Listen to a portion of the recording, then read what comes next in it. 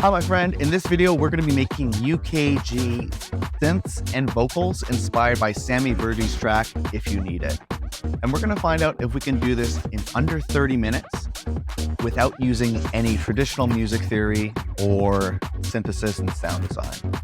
So as you can see here, this is the Ableton project file that we'll be working on in this video. And all in all, this track did take, what we're listening to is the track as well, and it took about 30 minutes to do, to get the basics right. I would say it actually, to really finalize it, it took me a couple hours. I was kind of struggling with some of it, and I'm glad to show you some of the techniques that we learned in this video. We're really focusing on not a lot of music theory. That's really not something I like to get into. And we're going to be focusing on more sampling as opposed to traditional synthesis or sound design, as an interesting, different way to kind of get a similar sound that's going to be more unique and different. All in all, as you can see here, this track has been fully arranged, mixed, mastered, and it's ready to go. We also have the vocals. I'm just going to tease what the vocals are. We'll get back to that in a bit as well. We'll be going over that as well. But yeah, this whole thing took about 6 hours to complete, fully completed, which I think is pretty good. This one took me longer than normal. But if you need help finishing songs faster as well, I've also made you a free bundle of templates, samples, and special bonuses. And these are actually things that I use day in and day out so that I'm able to completely finish a new song every single week. So visit the link in the description to grab the ultimate song finishing toolkit completely for free. And with that said, let's get into this. All right. So what we're looking at and listening at is the project file, and what we're going to be focusing on is these kind of synth sounds here. So I'll just solo those out for you. So we'll also be going into the vocals as well. I'm going to leave that a bit more to the end, just because it's going to kind of, having two vocals, me talking and that going on at the same time can get a little bit annoying and sound like crap. So we'll focus on things also in the order in which I built them so that you can get a good idea of how this happened as well. So what I'm going to do to just kind of get things started is I'm going to turn everything off. So what we're listening to is mostly the bass, the drums, and some of the little effects actually as well. I'll turn that off because we'll go over the effects in the arrangement video that we'll be doing next. So first off is this kind of organ sound. So this is more or less, we'll take a look at the MIDI. I'll zoom in. Can't fully explain it. I'm not a music theory master. But this is what it looks like if you want to kind of recreate it yourself. Try to make the project file available too as well. If that'd be interesting, let me know in the comments below. But this is a look at the MIDI. It's more or less following the sound of the bass line. So if we take a look now at the sound design, what I decided to go with is this kind of house organ sound. And I just found this kind of house organ on Splice, dropped it in here, and that's what we're using for the sound as opposed to recreating anything with synthesizer and stuff. Not a big fan of that. In terms of the processing here on this one, main thing is this EQ8. We are removing a bunch of the lows to make room for the kick and the bass. We have the side chain just cranked, a 1-knob side chain, as well as some drive, some saturation, kind of filling out the sound a bit more and adding a bit of character. And if you'd also like a video on this whole setup here, it's a kind of a channel strip that I add to everything, custom channel strip. Let me know, I can teach you how I built this out, a little bit more of the thought process behind it. Something I should mention as well that I definitely want to point your attention to is as building this out, I'm actually listening back and forth to Sammy Virgi's track, If You Need It. So I actually dropped that track, as you can see here, into the project file as well. And then turn it off and use the key mapping function to have it so the S key on my keyboard will solo out this track. And why that's important is because that way what you can do is you can flick between the reference track and what you're building to set the right notes, also do the right, choose your samples and your sound design to the actual reference. And really big tip here is to set the volumes to what you're hearing in the actual reference track. It's a really good tip to get kind of that 80% mark without 20% of the effort. Pareto's principle is familiar with it. That's really going to get everything sounding a lot more professional and tighter and all that in a really effortless way. So definitely would recommend that. So, and with that said, let's keep adding in these additional tracks. So what I added in next, I believe, was actually this thing here. So we have an additional sound. And so what's going on here is, so this one is playing E sharp as the main note. If we look back at the other one, it's also playing E sharp. So I thought it was some kind of harmonic. It sounded like a harmony to me, but I could be wrong. We have this additional sound. It's actually the same house organ sound. Maybe what it is actually E sharp 2, and we have E sharp 2. Okay, so basically it's the same sound, but also moved over to the right. Oh, here we go. Okay, I knew something was funny there. So what was going on here is it's been transposed up 10 semitones, and that's why, even though it's the same sound, it has like a kind of a harmony sound, a little bit of a higher, different kind of texture, and it's going to add some interesting energy and a cool bounce to it.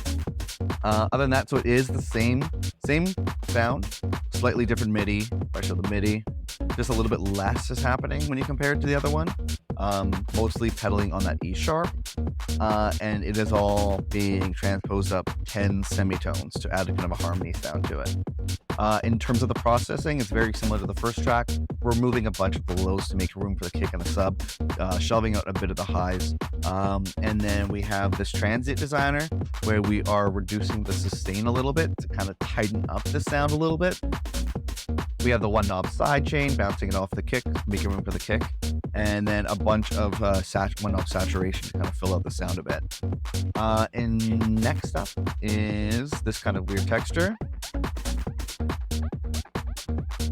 And so what this is doing is it's kind of playing off, I guess it's going from the G sharp to the E sharp, and it's also doing a similar kind of like polyrhythmic kind of, it's not just on the ones and the twos and threes, it's like kind of on the offbeats, and it's adding an interesting kind of vibe. Very similar to the bass line. In terms of the processing, I was using a synth called Synplant, and I'm not sure if you'll be able to see it, but it has this thing called Genopatch, where you're able to drop a sound from any audio file into it, and it'll then use AI to start recreating it. So instead of having to do all the sound design yourself, you can find a sound that you're interested in, drop it in here, and it'll use AI to recreate it. That's an interesting thing. I think I grabbed a sound from the actual, something from a part from the Sammy Virgi track and just dropped it in there where there was kind of a synth on its own. In terms of the processing, other than that, we're using the Sound Choice Pan Man. I think it's on the a bit wider setting or something like that. It's basically just moving that sound from the left and the right a little bit, keeping it out of the middle and adding in a little bit of kind of like flair to things. Then we are removing a bunch of the lows to make room for the kick and the sub and all that kind of stuff. Then we do have an auto filter on. It's getting rid of a bunch of the highs, and then at certain points of the song, it's filtering it in and out for kind of a arrangement kind of vibe, which will go into the arrangement in a future video. Then we have this Tantra preset going on it, this Aurora sound, which is kind of adding in some of this texture. If I bring it up all the way, that's what it sounds like. A little bit too shrill and intense, so I just dialed it back with the mix to add some interesting texture and sounds to it. And then other than that, we have some one knob sidechain bouncing off the kick, and then a little bit of drive adding in some fullness to that track. Then what we have next is this sound right. And so this is just pedaling on the root of the tune here, E sharp. And what's going on here is we're using Synplant again. So you can see here I cut out a piece of the Sammy Virgi track if you need it, and dropped it into the Genopatch. And then what I did was I automated the release as well as the effect to kind of get that swelling sound that you can kind of hear there, which is what I definitely heard a lot in the original tune. It's definitely using like an actual synth for all this, but again, I'm not a big fan of that, using traditional sound design. So grabbed a sound from the Sammy Virgi track, dropped it into here, and started playing with the release and the kind of weird effect that's going on in Synplant to create that swelling. In addition to that, I'm running this through a spectral resonator, And what this is kind of cool is what you can do is you can set the mode to MIDI, and similar how we did in the bass video earlier this week or last week or whenever it may have dropped, we're having the MIDI from the subs, so the bass is actually kind of forcing this synth sound into the notes from the bass sound. So this way things are a little bit more in key, forcing it in, which is cool, particularly with the synth kind of AI sounds. The AI sounds can sometimes be kind of atonal and sound kind of funky, and by adding a spectral resonator after tracking the MIDI from your bass, you can make sure things are a little bit more in key and in tune, which is super cool. In addition to that, we are playing with the decay at the end of each one of these sounds to kind of add that swelling, and then every once in a while automating the transpose. So it's kind of adding that cool, like, let's see if you can see it here. It should happen. There we go. So it's increasing the pitch and then dropping the pitch back down. So instead of playing with the actual MIDI file, using interesting effects to create that pitch effect and kind of changing the key and all that, and the chord progression following that. In terms of other processing, I have an auto filter here set up with an LFO, which I can't seem to figure out where that LFO is. Oh no, sorry, no. This is actually doing the MIDI or the automation. So using an automation lane to also use the filter to kind of create that swelling effect as well. So quite a few different things being automated here on the track to create that kind of interesting swelling sound. Same thing is happening here on the EQ8. What we have is the lows being removed to make room for the subs, and then also adjusting the high shelf to also kind of create that swelling sound. In addition to that, we also have the one knob transient shaper here, and we are removing some of the sustain to tighten up the sound a little bit. Then we are going into the one knob sidechain to duck it from the kick, as well as this one knob saturation to add some fullness. And then last but not least, or almost last but not least, using this cool sound noise pan man to kind of move that sound across the left and right panorama to make things a little bit more interesting and keep things out of the middle, as well as using this one knob width to push things to the left and right even more to make room for everything in the middle. And then last but not least, we have this.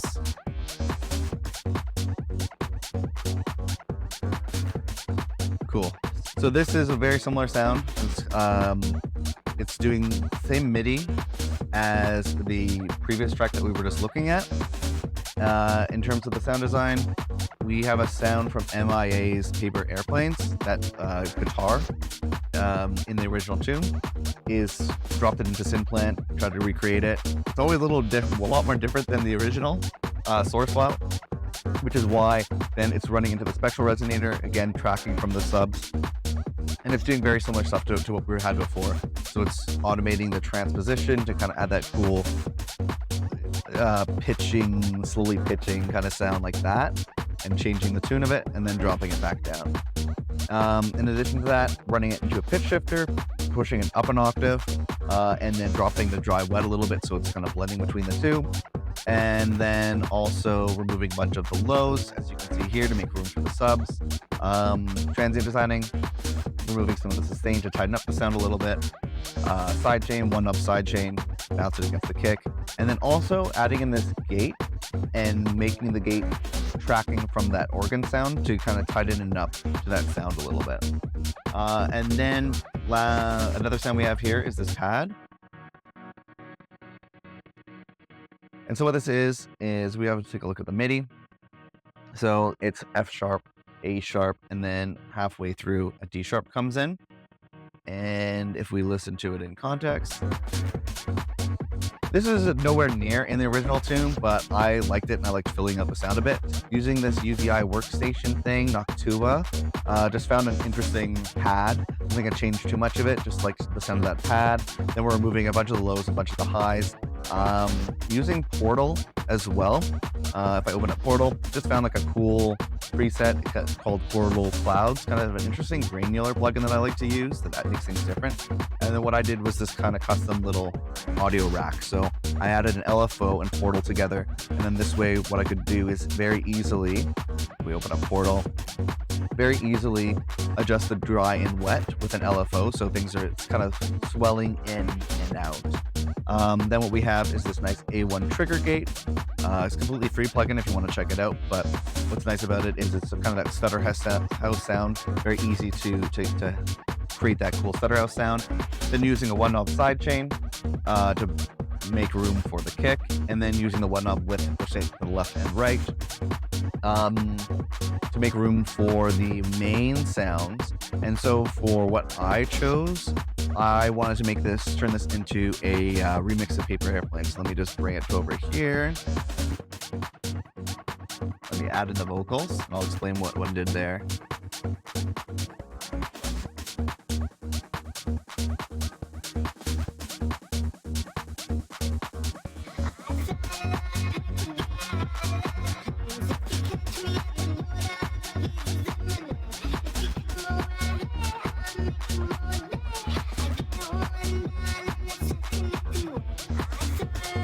So, as you can hear, I decided to make this a remix of MIA's Paper Airplanes, and there's 2 vocal tracks. So what I did was to get the vocal by itself, I used a program called Lala.ai, and what I was able to do was just drop this track into that, and using AI, it separates out the vocals, so I was able to put the vocals in here. I had to do a bunch of like time warping using Ableton's warp function to make sure it sounded like in time and wasn't all cranky and weird.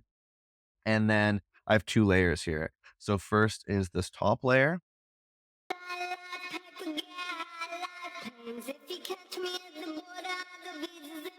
Very cool.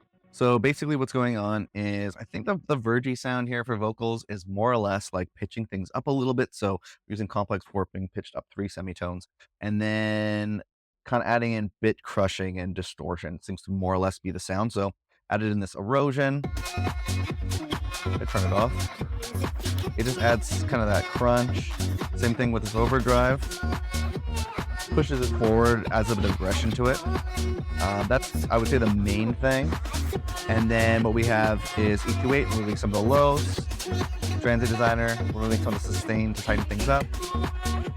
For some of it, I'm bringing in the mix throughout the track to add that stutter sound. One knob sidechain, add that bounce. One knob drive, fill out one drive or saturation to kind of fill out the sound a bit, and then one knob width to push it to the side a little bit. Then I also have this additional layer. This one's pitched down 9 semitones using the texture algorithm, and they're playing with the grain size a little bit. And this is like a very subtle thing, but it's just like that lower amount kind of fills things out. In terms of the processing, very similar processing. Erosion, no overdrive, moving a bunch of the lows, some of that trigger gate, one knob sidechain, saturation, width. Nothing too crazy. Yeah, and there we have it. Probably a lot less conventional than other tutorials, not fully trying to make it sound exactly like the tune, because one thing that I like to do here is recreate a track, get like inspired by it, but then slowly over time adjust things, make things different, so that way I could actually release this as an edit, or maybe replace these vocals so it's not an edit, put something new over top, and it's actually a song that could be released. It's not just a recreation that's just for the tubes. But yeah, hopefully you found this useful. Hi, my friend, Matt from Best Friends Club here. And if you've been paying attention, then you've probably figured out what the 80-20 rule is when it comes to creating melodic elements like synths and vocals for your music. The goal here is to get 80% of the result with only 20% of the time, energy, or effort. And because the first key to the 80-20 rule when building out your melodic elements is to use a reference track, we are making sure that we're effortlessly hitting 80% of a very professional benchmark. In particular, we use that reference track to focus on playing in the right key, following a similar rhythm, and selecting the right sounds. This just keeps things fast and focused. The second key is to mix as you go in an extremely streamlined way by only focusing on the volume of our sounds compared to the reference track, as well as using a simple repeatable channel strip for each track that we add to our songs. The third and final key is that you don't want to reinvent the wheel each and every time, so you should start a practice of repurposing your old project files by adding old project files, racks, and groups to your collections area in Ableton. By creating a suite of powerful templates, Ableton racks, and one knob effects that you've personalized and curated over time, you'll be able to get a higher quality result faster. If you'd like to get a head start by downloading all the racks, templates, and all the files that you've seen me use in the Ableton project file for this video, or if you'd just like to take a closer look at any of the techniques or tracks you saw me work on in this video at your own pace, you can find a link to this video's project files on screen now and at the second link that's in the YouTube description. I'm recreating a different song from the Beatport top charts every single week and making the project files available to anyone who wants them. You'll also get access to a private Discord where you can ask me and the community questions, as well as share tracks for feedback. If you or your music are not quite ready for a shot in the arm like that, I've also made you a completely free bundle of templates, samples, and special bonuses that have helped me figure out how to completely finish one new song each and every single week. And you can grab that free Ultimate Song Finishing Toolkit by visiting the first link that's in the YouTube description here. However, if you just feel like staying on YouTube for now, that's totally fine. Save that link for later and check out this playlist of videos where I remake other melodic elements like synths and vocals from other songs in the Beatport top charts. Or if you want to take what you've learned in this video to the next level, check out this video right here.